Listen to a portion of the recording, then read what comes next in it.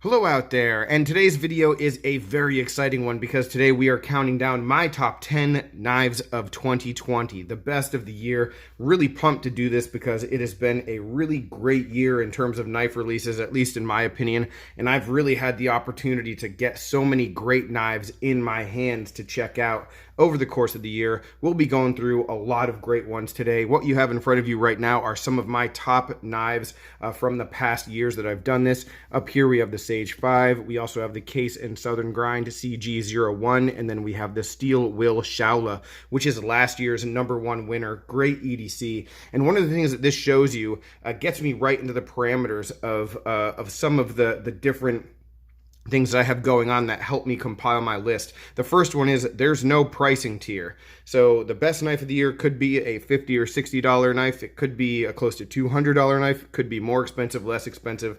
It's all about how much I personally enjoy the knife. So while I can say that, hey, my #1 knife is my favorite, I can also recognize that maybe it isn't the best materials that you're going to find on the list. This isn't a best materials, highest quality, most refined build list. It is my favorite knives of the year.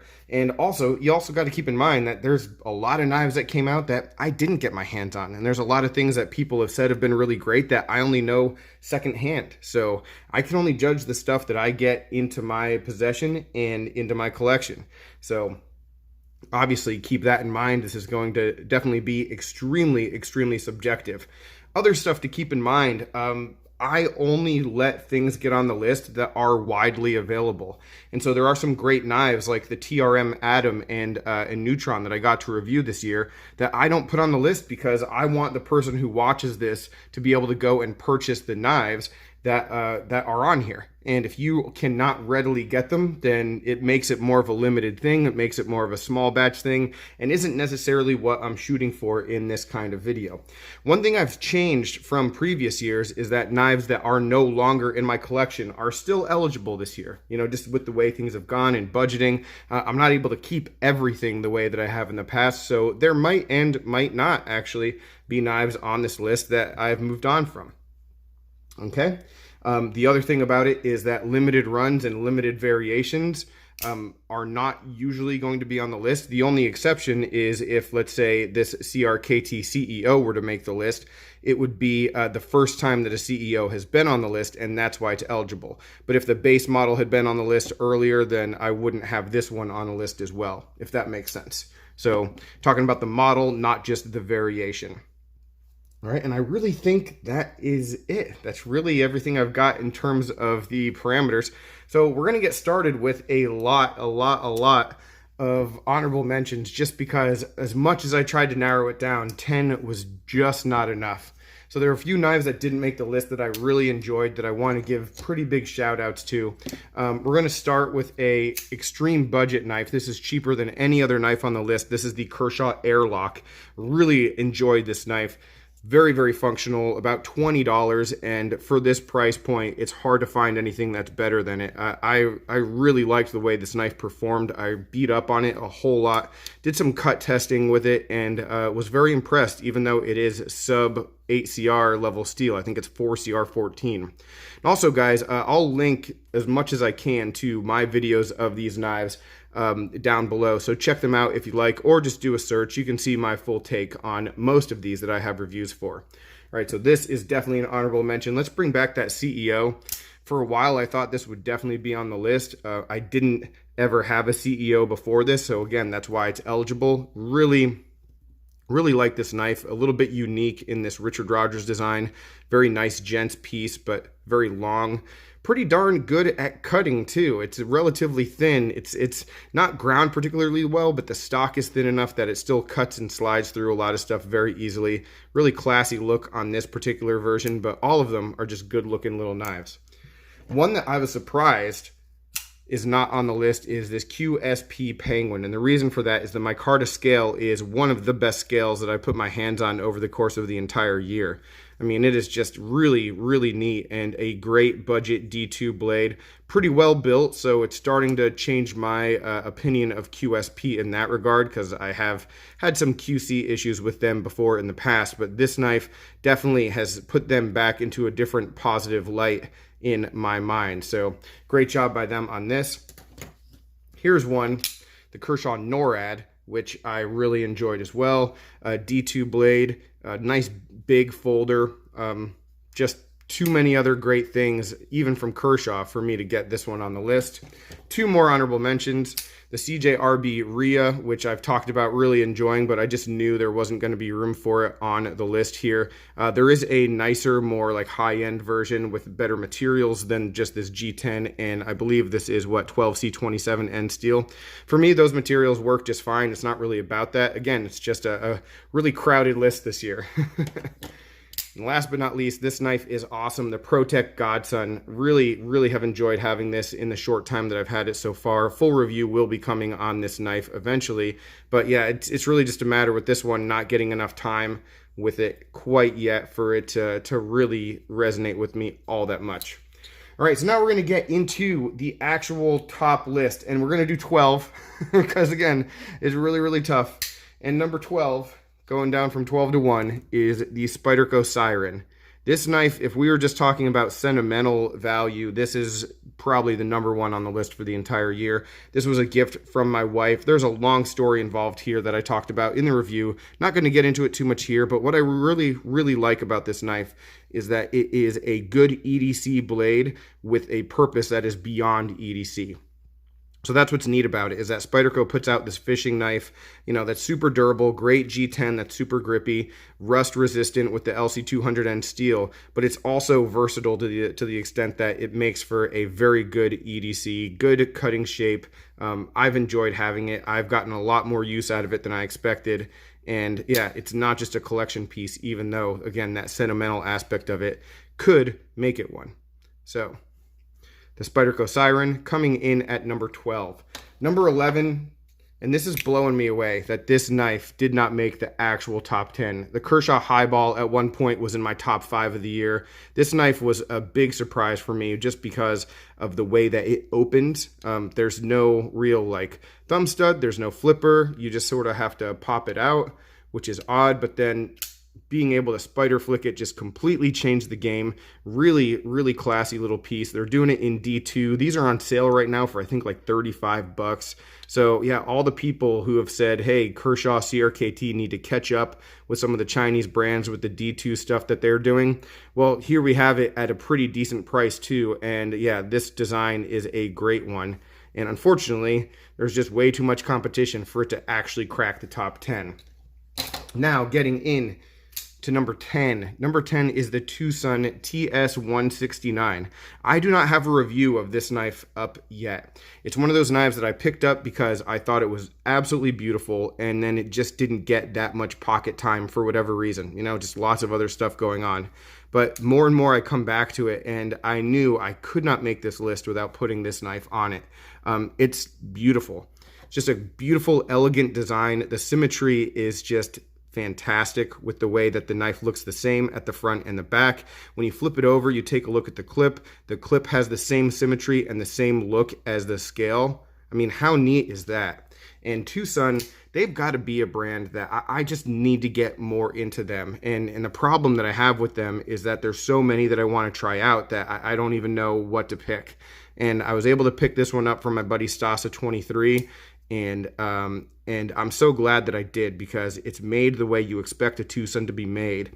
And it's affordable because it's in 14C28N steel. So they have these really nice, sleek, elegant designs with a more affordable steel. So you're not breaking the bank to get them. I just really like what Tucson does as a whole. In 2021, I promise I'm going to be getting more Tucsons in my collection, or at least in front of the camera to review. So that's number 10. Number 9. This might be the first ever cold steel that I've had on one of my lists. It's been a long time. I don't get a lot of cold steels these days, and this is the Airlite. I got this in a give a knife, take a knife pass around, and it is a really sweet knife. The Siren that I had earlier is a backlock, and that's a surprise to have that on any kind of list at all. The backlock here, again, another big surprise that this is on my top 10 list, because it's just not my preferred opening method. But it works, it's super strong, it's durable, ground really thin, it's a great EDC shape. This one has been modded. It was modded rotted before it got to me, so I don't have that super high traction G10. This has been sanded down a little bit, and you can see there's just a little like divot put in here to make the thumb stud more accessible. That's not necessary on this knife at all. It is just fine and accessible regardless. This knife can also be spider flicked if you have a strong enough finger here, so I'm able to do it sometimes. Review on this knife is going to be coming relatively soon, but it's just an absolute home run for me. It's one that when I first got it in hand, it was love at first sight, and I had a choice to get in that pass around knives that were twice, 3 times the price of this one, and I had to have this knife. That's how much I liked it. So very cool from Cold Steel. Definitely one to keep an eye on, especially with everything changing in that company. All right, so that was number 9. So let's get into number 8. Sorry, I just had to make sure I was at the right number. So here we have the SOG Stout FLK, and this is probably the first SOG I've ever had on this list either. So a lot of things, a lot of branching out, a lot of things changing on the channel, which is pretty cool. This is a Mikkel Williamson design. As far as I know, it is only available on the SOG website at this point. This knife is short, it is stout like its name, it is really durable, it's got a great edge here, and then yeah, just that great grind, and it's just extremely good looking and strong at that tip. I like the blacked out look. There is a different variation that's available, but this is definitely the one I would go for. The jimping is great, it's comfortable in the hand, it cuts really well. It's just a really great all-purpose knife, and it's exactly what I think about when I think about like if they made a heavy duty kind of Pilar. It's the same kind of vein, the same kind of size. It's a bit of a tank and it's a chunk in terms of weight, but it's worth it, and it's really, really durable and usable, and yeah, just a great little knife that I couldn't keep off the list. Speaking of the Pilar and Jesper Voxnes, number 7, I'm losing track of my numbers here. Jeez. Number 7, the CRKT Peat. All right, and the Peat from Vox is just a beautiful little gents piece, and this at one point I thought was going to be number 2. That's how much I like this knife. And what I said in my review that I will reiterate here is that this is CRKT using budget materials to their absolutely like greatest result possible. You know, you can take a plastic scale and, you know, cheap plastic Teflon washers and inexpensive steel and put together a really nice knife for around $20, and that's what they did here. This is just a beautiful knife. It doesn't need to be any better than it is. And so while I have often said, man, it would be nice to see this in like high-end materials, like this being any kind of budget knife, this is a knife that doesn't need it. It's so good as it is. The plastic scale is executed really well for what plastic is. You know, it just is an excellent little knife. And at $20-something, like you pick it up, you have it as a backup kind of knife, and you know, there's no big investment to getting a great design, and I really, really like that. This is the only CRKT on the list this year, and again, it really could have been a lot higher up than this.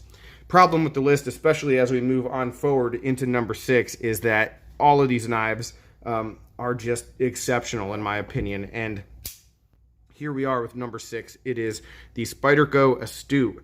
Another pretty inexpensive knife in like the $40 to $45 range. A beautiful design, and the design here is what really sells this knife for me. It reminds me of some classic Ken Onions. Obviously, it is not a Ken Onion, but it is a Spyderco economy line 8CR13 MOV, Chinese made.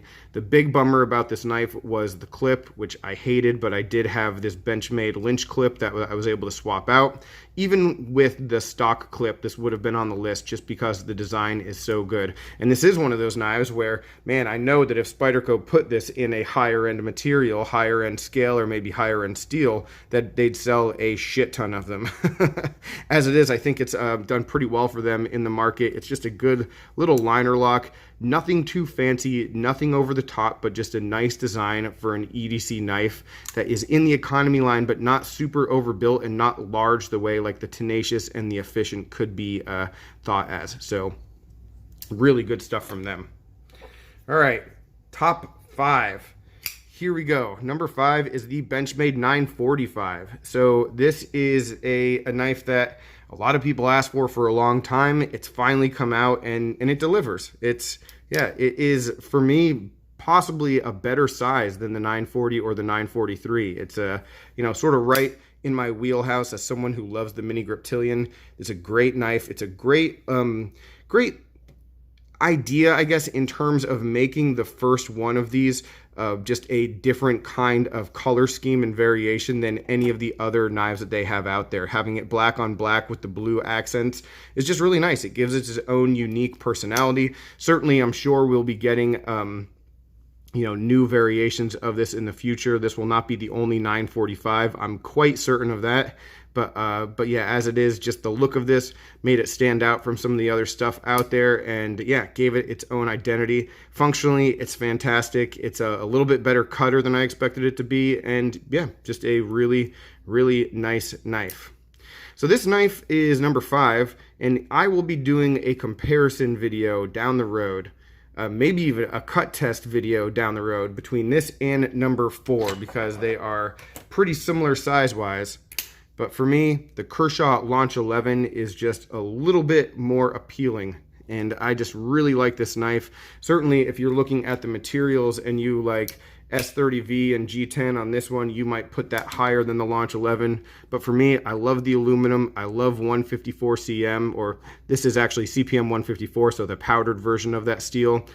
This is, for me, just it's been a game changer because this has really pushed my boundaries in terms of liking autos, and it's done a lot for my collection and just the way I think about my collection, because I'm a lot more open to autos now, and this knife is a big part of that.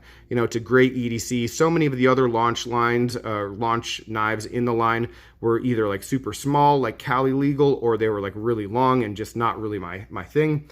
This design is a very welcome design. It's a great EDC design, classy looking. The action on it is good. The ergos are good for a knife this size. The price point, just right around $100, is good. This is one that I knew I had to buy when it first came out. I bought it when it first came out, and it did not disappoint. And as silly as this sounds, that does not happen all that often. So yeah, a lot of times there's that underwhelming feeling when you finally get a knife that you've wanted for so long, and this knife has just continued to impress me all throughout the year, even though it came out almost at the very beginning of the year. So yeah, top 5 definitely for this one. This one is number 4, slightly beating out that 945.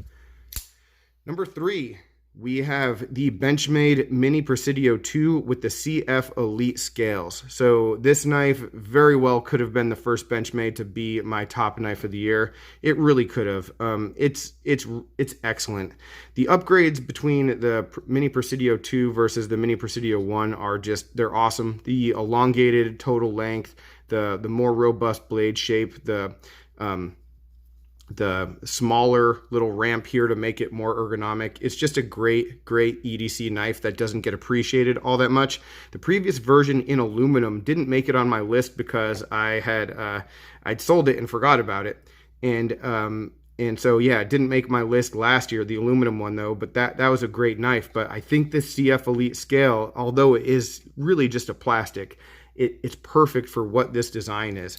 It's really ergonomic, it's comfortable, it's strong, it has a good level of rigidity. I don't have a problem with plastics, and this one, again, done well, keeps the price relatively affordable, and yeah, it's just Benchmade really operating almost under the radar, but just knocking it out of the park. So can't say enough about this knife, just as being my favorite Benchmade release of the year, that's for sure.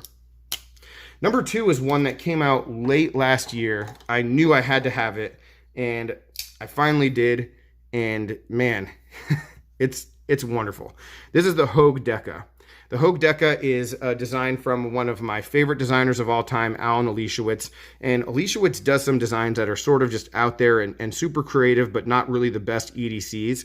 And then sometimes he comes back and does something like this that is just wonderful. It's a great knife to carry, a great knife to use. It still has some of his like design flair with this G10. I can't even remember the name of what they call this G10 on some of the other Hogue models, but yeah, it's got its own little unique look, but it's still a very good knife to use. Their version of the axis lock is dependable, so really good there. Don't have any issues with that. Comfortable in hand. Every single thing that I could say about it is positive. You know, the only thing that I could think is maybe you wouldn't like the clip, but I think it's a great looking knife. I like that there's different variations that you can choose from. If this kind of color scheme, I think it's called G-Mascus or something. It's like they're like almost the Damascus kind of looking G10 or something. But yeah, if this kind of color scheme isn't for you, there's different colors for it. I really can't say enough about this knife at this price being right around 120 bucks, 20 CV steel, a Leishwoods design, great EDC. Some people might think that the design is a little bit boring, just like the overall lines of the knife.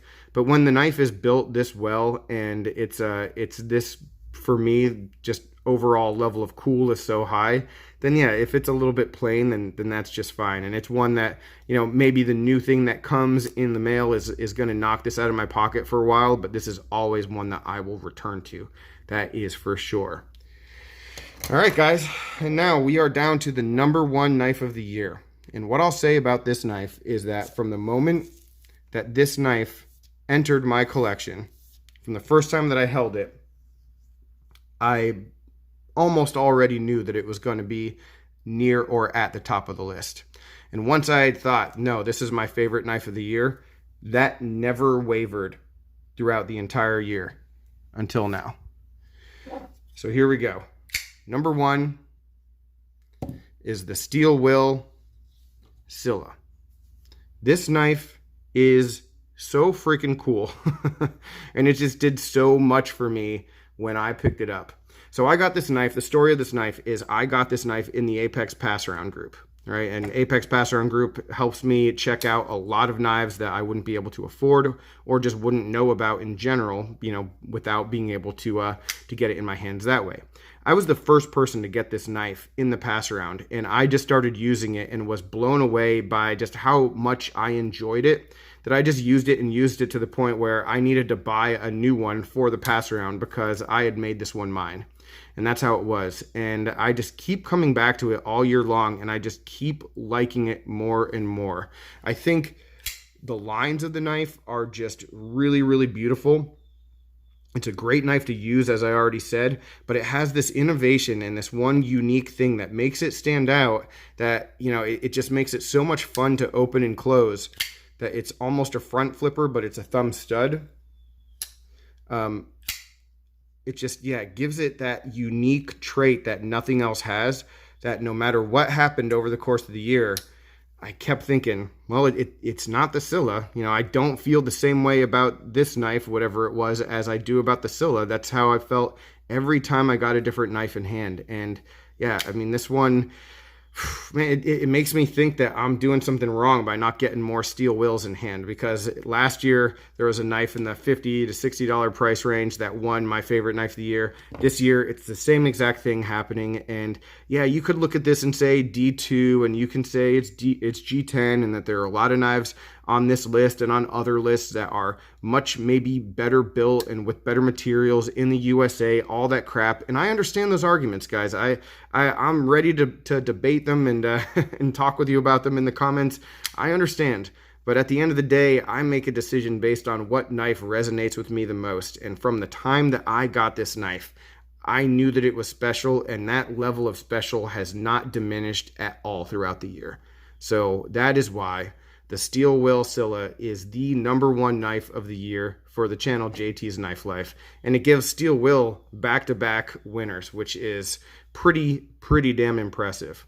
So that is it, guys. I am ready. Let's have a chat. Let's talk about your top 10. What are the things that I missed? And let me know, like, which knives did I need to check out this year that I didn't? Let me know what your favorites are, and I'll go back and forth and let you know if I got a chance to handle them or if I didn't, and if it's something I need to get on this channel in the future. All right.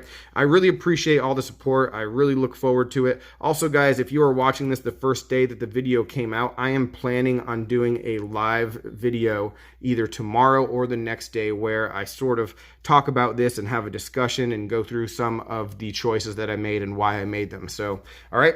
Thanks again. I really appreciate you guys. Take care and have a great rest of 2020.